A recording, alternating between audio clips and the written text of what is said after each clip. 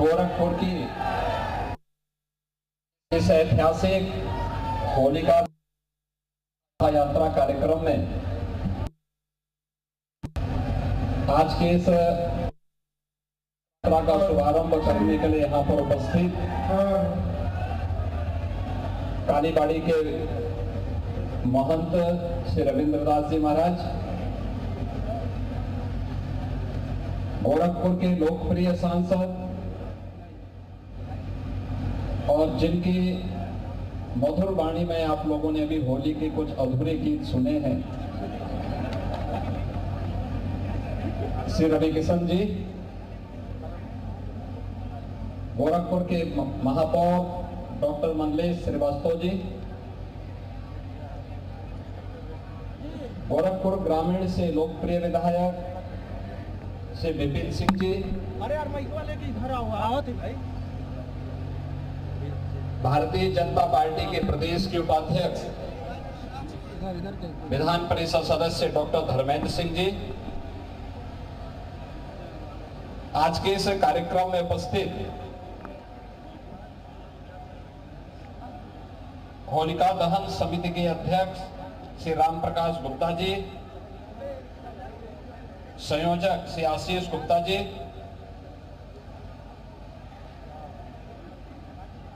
मंच का संचालन कर रहे श्री संदीप शर्मा जी, भारतीय जनता पार्टी महानगर के संयोजक श्री राजेश गुप्ता जी,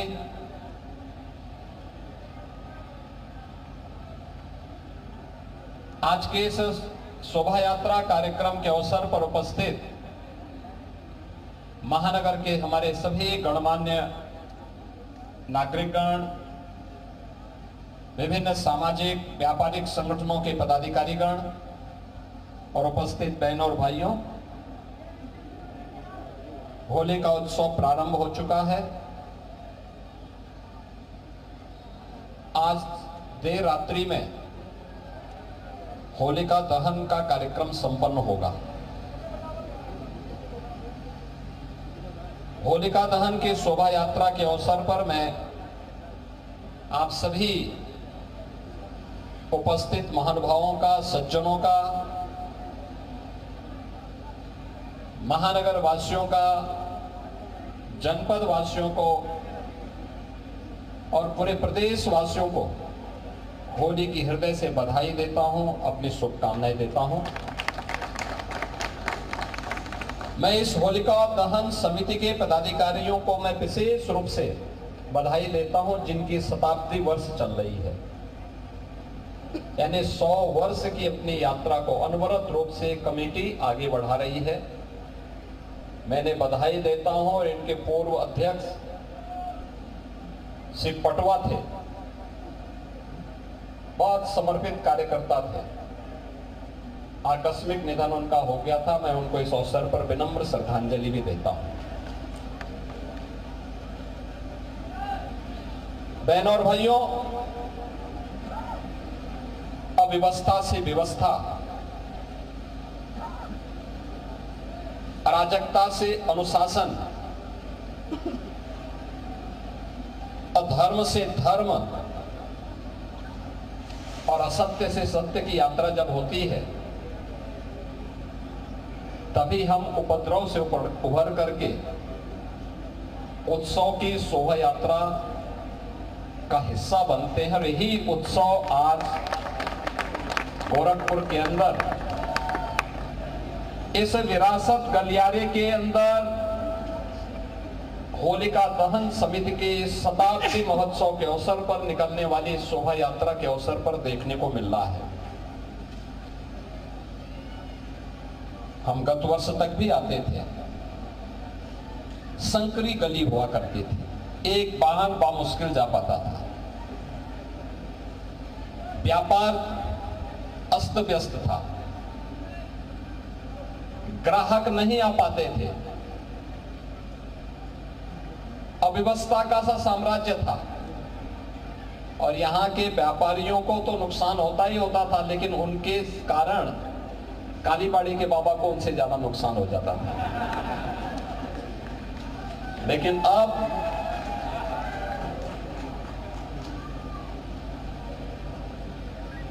मैं इस बात को मान सकता हूं कि जब एक गलियारा बन रहा है और जिस दिन बन जाएगा, ये गोरखपुर का सबसे खूबसूरत गलियारा होगा गोरखपुर का।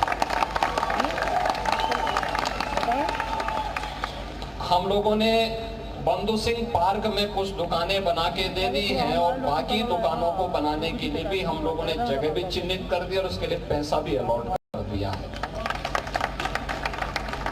जो यहाँ पे डाइट कॉलेज के पास एक नया कॉम्प्लेक्स तैयार होना है।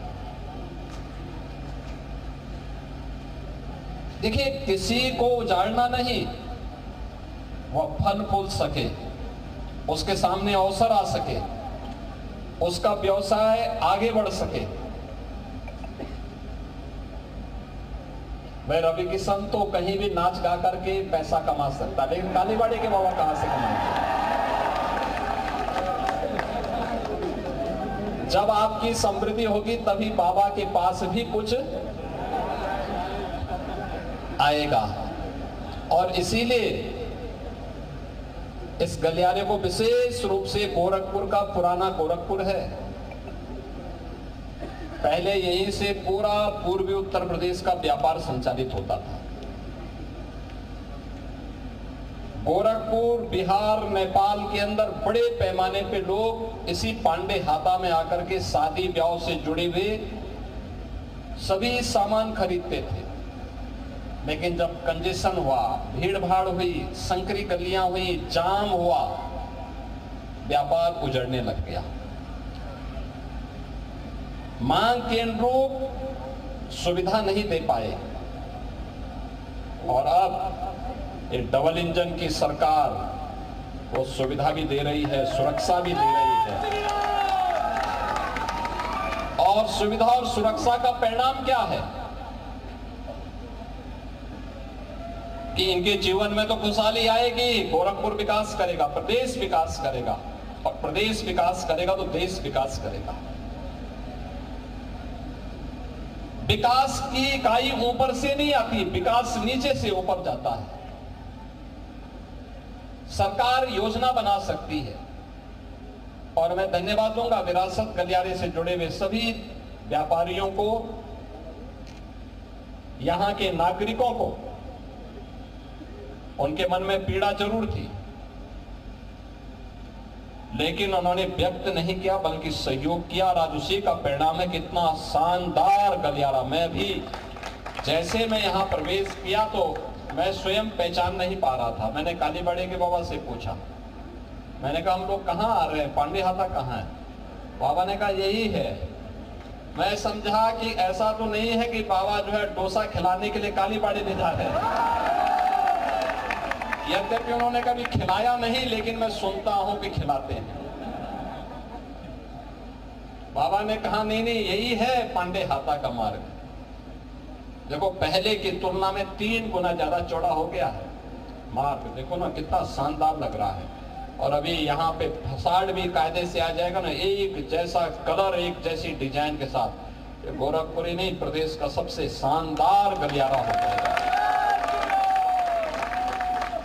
यही है विरासत का संरक्षण। जिस विरासत का संरक्षण आप पर्व और त्योहारों के माध्यम से भी करते हैं। होली 100 वर्षों से ये होलिका दहन समिति इस शोभा यात्रा के माध्यम से अपनी विरासत का संरक्षण कर रही है।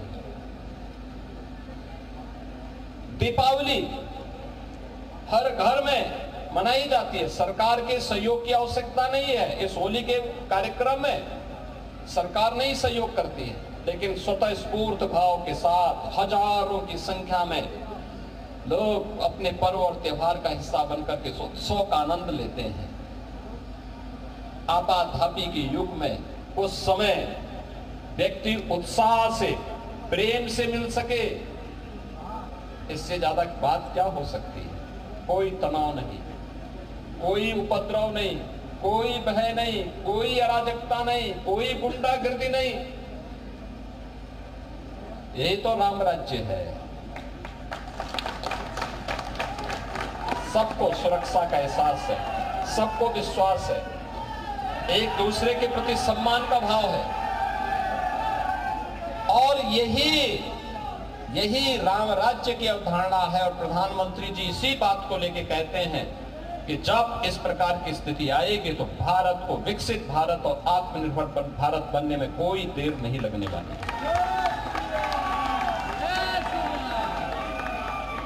और यही स्थिति पैदा करने के लिए ये कार्य चलता है। बहुत शीघ्र ये कार्य जब होगा आप देखना, शानदार गलियारा, जो भी जाएगा गौरव की अनुभूति करेगा। यहाँ का व्यवसाय फिर से पनपेगा।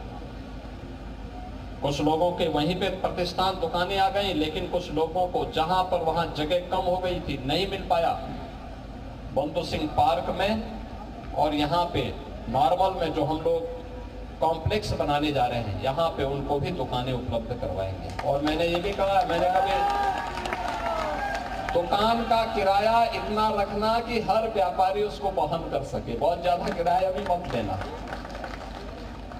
ऐसा नहीं कि लोग ज्यादा आवेदन करते हैं तो उसमें कालीबाड़ी के बाबा की तरह रेट बढ़ते जाए। रेट बढ़ाना मत उसमें। और इसीलिए अच्छे ढंग से कार्यक्रम हमारे हों। होली का ये त्योहार हम सबको इस बात का एहसास करा रहा है। ये पर्व और त्योहार हमें तब आनंद का अवसर देते हैं जब शांति होती है, सौहार्द होता है। आज पूरी दुनिया के अंदर उपद्रव है, अराजकता है, अव्यवस्था है, छीना झपटी है, लेकिन हम सब भारतवासी गौरव की अनुभूति कर सकते हैं कि भारत का यशस्वी नेतृत्व प्रधानमंत्री मोदी जी के नेतृत्व में भारत को विकास की नई बुलंदियों की ओर पहुंचा करके नए भारत का दर्शन हम सबको करा रहा है। ये नया भारत जहां अवसर भी है और उत्सव भी है, हर व्यक्ति के लिए, हर तबके के लिए, क्या नौजवान हो, क्या बुजुर्ग हो, क्या महिलाएं हो, क्या पुरुष हो, क्या अन्नदाता किसान हो, क्या व्यापारी और उद्यमी हो, समाज के हर व्यक्ति के लिए अवसर है। और अवसर के साथ साथ पर्व और त्योहारों की एक लंबी श्रृंखला उत्सव के रूप में हम सब के पास है। 2014 के पहले उत्सव नहीं मनाए जा सकते थे, नहीं मनाए जा सकते थे। उत्तर प्रदेश में तो पर्व और त्योहार के पहले कर्फ्यू लग जाता था। कितना तनाव रहता था, कितना तनाव रहता था। सरकारें समाज को बांटती थी उस समय, और बांटने का जो पाप करती थी उसका परिणाम व्यापारी को देना होता था, नागरिक दे चुकाते थे। पर्व और त्योहार के पहले कर्फ्यू लग जाता था, गुंडागर्दी चरम पर, न बेटी सुरक्षित थी, न व्यापारी सुरक्षित था। लेकिन आज न कर्फ्यू है और न दंगा। अब तो यूपी में है सब चंगा। अब सब और उत्सव है, पूरे प्रदेश भर में उत्सव। पिछले 15 दिनों से मथुरा वृंदावन में होली का कार्यक्रम चल रहा है, अलग अलग स्थानों पर। गोकुल में, बरसाना में, नंदगांव में, बलदेव में, गोवर्धन में, मथुरा में लाखों की संख्या में। बरसाना में जिस दिन होली थी 10 लाख से अधिक लोग वहां आए थे इस होली के उत्सव में, 10 लाख से अधिक। नंदगांव में यही भारी भीड़ उमड़ रही है। गोकुल, वृंदावन, गोवर्धन, बलदेव, मथुरा, एक लंबी श्रृंखला होली खेलने की। और ये स्वतः होता है, सरकार कोई सहयोग नहीं करती। सरकार केवल सहयोग सुविधा वहां पर व्यवस्था बनाने में योगदान देती है, बाकी लोग स्वतः आते हैं, उत्सव का आनंद लेते हैं। विदेशियों की आंखें फटी की फटी रह जाती हैं। इतने अच्छे उत्सव क्या मिल रहे हैं जो लोग हम पे आरोप लगाते थे कि हम बटे हुए हैं। कहां बटे हैं, कहां विभाजन है? ये हजारों की संख्या में श्रद्धा यहां पे लोग होली खेलने के लिए आए हैं, होलिका दहन की शोभा यात्रा में भाग लेने के लिए आए हैं। किसी की जाति का पता नहीं, सारे लोग मिलकर के एक साथ होली का आनंद ले रहे हैं। होली के आनंद के साथ इस शोभा यात्रा का हिस्सा बन रहे हैं। हजारों वर्ष पहले कभी होलिका का दहन हुआ होगा,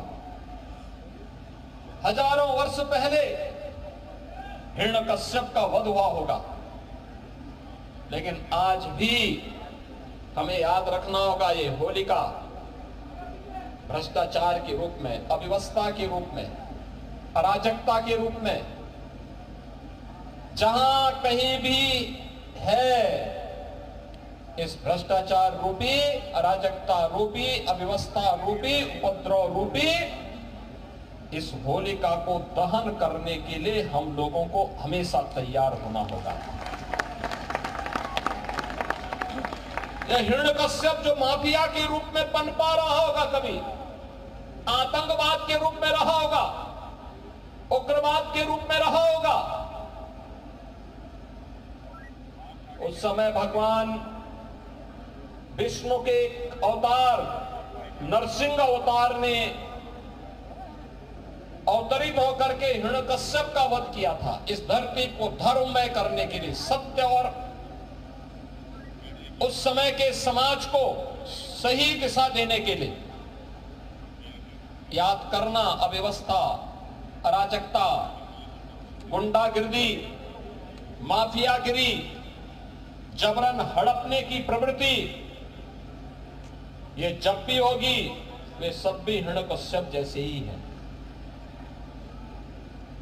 ये प्यार से नहीं मानेंगे, क्योंकि लातों के भूत बातों से नहीं मानते, और उनसे निपटने के लिए हिरण्यकश्यप को मारने के लिए, रावण को मारने के लिए, कंस को मारने के लिए किसी न किसी नरसिंह को, किसी न किसी राम को, किसी न किसी कृष्ण को अवतरित होना पड़ेगा, तब व्यवस्था बनेगी, समाज में सज्जनों का संरक्षण हो पाएगा, दुर्जन जब समाप्त होंगे, सदाचार और उत्साह का ये वातावरण हम सबके जीवन में देखने को मिलेगा। आज ये होलिका दहन का कार्यक्रम होगा और मैं अपील करूंगा गोरखपुर वासियों से, प्रदेशवासियों से, होलिका दहन हम करें, बुराइयों को जलाएं, हर प्रकार की बुराई को, अव्यवस्था को, भ्रष्टाचार को, नकारात्मकता को जलाने का एक अवसर है। हम उसके साथ अहंकार को जलाएं,